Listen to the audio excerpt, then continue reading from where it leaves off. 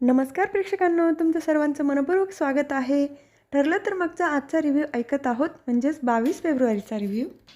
कल्पना काकू सायलीला विचारत असतात, अस्मिता काही बोलली का तुला? तेव्हा सायली म्हणते, हो थोडं बोलल्या त्या. पण आज अस्मिता ताई कुठे गेल्या होत्या? तेव्हा कल्पना काकू म्हणतात, तिच्या मैत्रिणीला भेटायला गेली होती. तेव्हा सायली म्हणते, नाही आई, त्या सचिन भाऊजींना भेटायला गेल्या होत्या. हे ऐकून कल्पना काकूंना तर खूप मोठा धक्का बसतो. अगं, ही मुलगी अशी का वागते, तिला कळत नाही का? सायली म्हणते, आई थोडे शांत व्हा. मला असं वाटतंय की सचिन भाऊजी परत असं काही करणार नाही. अस्मिता ताईंना एक चान्स द्यायचा आहे त्यांना. कल्पना काकू म्हणतात, अगं सचिन सुधारणाऱ्यांमधला आहे का? आपल्याला पण कळतंय या अशा वेळेत बाळाला आई बाबा दोघांची पण गरज आहे, पण सचिन नाही सुधारणार. तेव्हा सायली म्हणते, आई आपण आता याबद्दल नंतर बोलूया, तुम्ही आता सध्या शांत व्हा बरं.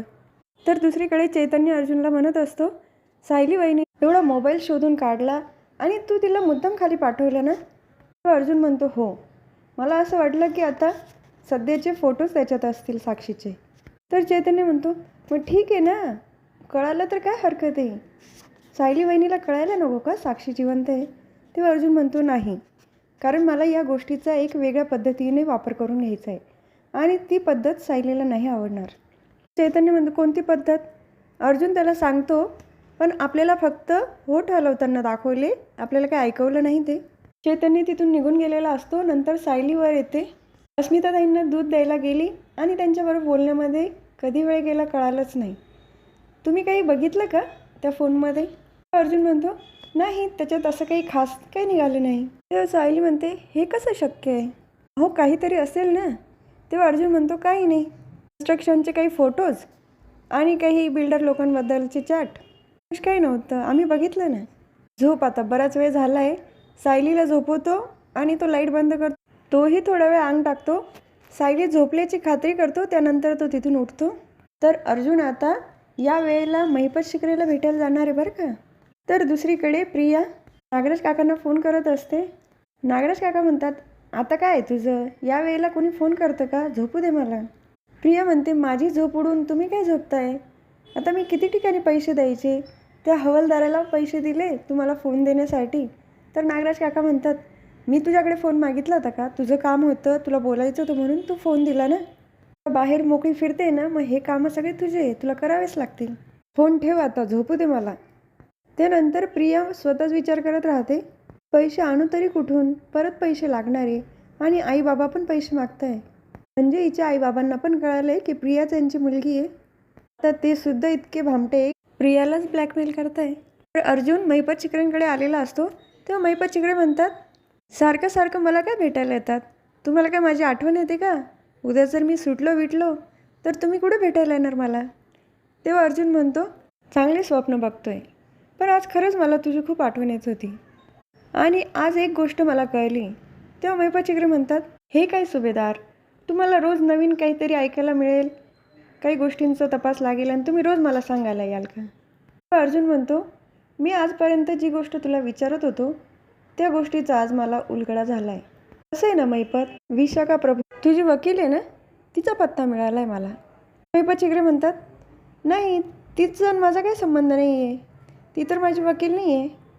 अर्जुन म्हणतो, नागराज जर प्रयत्न करत असेल बाहेर येण्यासाठी तर तू पण एखादा वकील लावशीलच ना.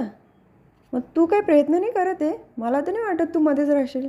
कसं आहे ना महिपत, काही पत्ते कितीही लपवण्याचा प्रयत्न केला ना तरी ते लपत नाही. तेव्हा महिपत चिकरे म्हणतात, मी काय इथं पत्ते खेळायला आले का सुभेदार? जाऊन झोपा ना घरी. तुझा हुकमाचा पत्ता कळला आहे महिपत मला. कुठला असेल तो? बदामचा राजा का बदामची राणी? साक्षी महिपत शिकरे. महिपत शिकरे लगेच अर्जुनकडे बघतात. त्यांच्या मनात प्रश्न येतो की अर्जुनला कसं काय कळालं? तुझ्या मुलीचा खून कधी झालाच नव्हता महिपत. साक्षी अजून पण जिवंत आहे. हा सगळा तुझा प्लॅन होता ना महिपत? तिचा खून, तिचं 13वं, आणि साक्षी जिवंत आहे आणि ती सुद्धा पनवेलमध्येच आहे. तर दुसरीकडे अश्विन घरी आलेला असतो आणि प्रिया त्याला लगेच पाणी देते. पाणी घे ना अश्विन, जेवायला वाढू. अश्विन नाही म्हणतो. तू ग्लास ठेवायला जाणार तितक्यात म्हणते, अरे दे ना, मी ठेवते ना. अरे काय ना, मला थोडे पैसे हवे होते. अश्विन म्हणतो, पैसे कशाला? प्रिया म्हणते, मला पार्लरमध्ये जायचं होतं ना, म्हणून थोडे पैसे हवे. अश्विन तयार होतो पैसे द्यायला. ठीक आहे, उद्या सकाळी देतो. तर दुसरीकडे महिपत शिकरे अर्जुनला म्हणत असतात, ते कसं आहे ना सुभेदार, एखाद्या माणसाची झोप नाही झाली तेव्हा असं चित्रविचित्र सुचत असतं. एखाद्या माणसाला जेलमध्ये जाऊन मारणं हे सगळं प्लॅन करणं सोपं आहे का? नंतर अर्जुन फोटो दाखवतो साक्षीचे. तुझ्या मुलीचा फोटो बघितल्यावर तरी तुला आता खरं वाटेल ना की तुझी मुलगी जिवंत आहे. साक्षीचा फोटो झूम करून दाखवतो. बघ, डोळे भरून बघ तुझ्या मुलीला. महिपत शिकरे म्हणतात, नाही, ही माझी मुलगी नाही आहे. थोडी दिसते तिच्यासारखी, डोळे आहेत तसे, पण माझ्या मुलीचे केस मोठे होते, असे थोडे होते. आणि माझी मुलगी अशी पंजाबी ड्रेस नव्हती घालत, वेगळी ड्रेस घालायची ती. अर्जुन म्हणतो, हे असे बदल करायला आहे ना फक्त 5 मिनटं लागतात महिपत. तुझी मुलगी कुठल्याही क्षणी आता जेलमध्ये असेल आणि ती आयुष्यभर जेलमध्ये कशी सडेल याचा प्रयत्न मी करेल, हा माझा शब्द आहे. ज्या वेळेला साक्षी शिकरे मला दिसली ना त्याच वेळेला मी पोलिसांच्या हवाली तिला करू शकलो असतो, पण मी तसं नाही केलं. मी तुझ्याकडे डील घेऊन आलो आहे. या वेळेला मी आत्ता तुझ्याकडे आलो आहे. तुला जर असं वाटत असेल की साक्षी जेलच्या बाहेर राहायला पाहिजे तर तुला हे काम करावं लागेल.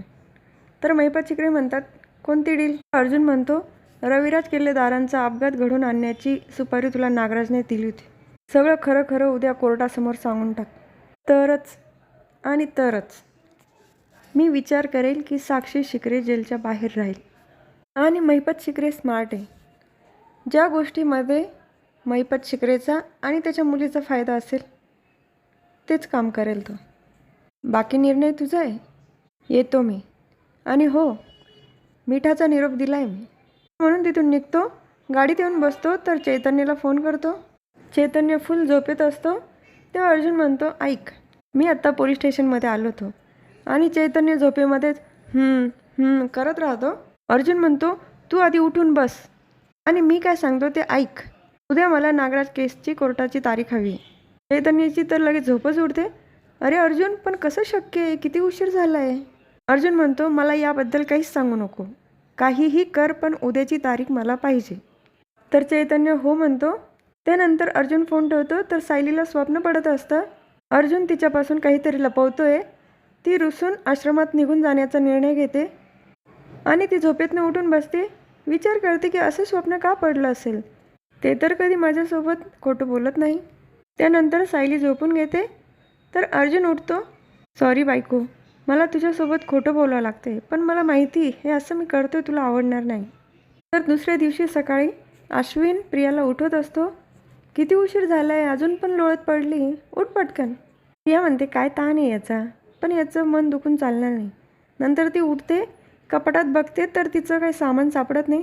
तेव्हा ती अश्विनला म्हणते, तुला काही हवं असेल तर तू मला सांगत जा ना, माझं कपाट का तू चेक केलं. तेव्हा अश्विन म्हणतो, तुझंच सामान जागेवर नसतं तर माझं कशाला मी तिथं ठेवू, मी काही केलेलं नाही तुझ्या कपाटाला. ती कपाटातली पर्स काढून बघते, त्यामध्ये फोन नसतो. तेव्हा ती परत विचार करते, याच्यात तर मी फोन ठेवला होता, मग गेला कुठे.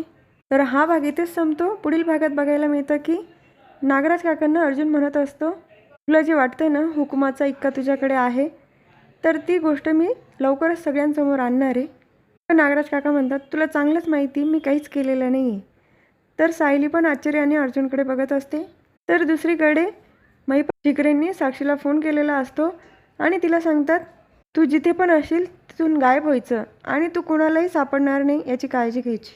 त्यांनी नागराज काकांचा फोन घेऊन तिला फोन केलेला असतो. कोर्टाच्या बाहेर अर्जुन महिपत शिकरेंना विचारतो, काल जे सांगितलं त्याच्यावर विचार केला आहे ना. तू कोर्टात आज जे बोलशील त्याच्यावर तुझं आणि तुझ्या मुलीचं भविष्य अवलंबून राहील. तर हा भाग इथेच संपतो. उद्या पुन्हा भेटूया. ठरलं तर मगच्या पुढच्या रिव्ह्यूमध्ये. तुम्हाला माझा आजचा रिव्ह्यू आवडला असेल तर माझ्या व्हिडिओला लाईक करा, शेअर करा, सबस्क्राईब करा, बेल आयकॉन दाबायला विसरू नका. टाटा बाबा अँड टेक केअर.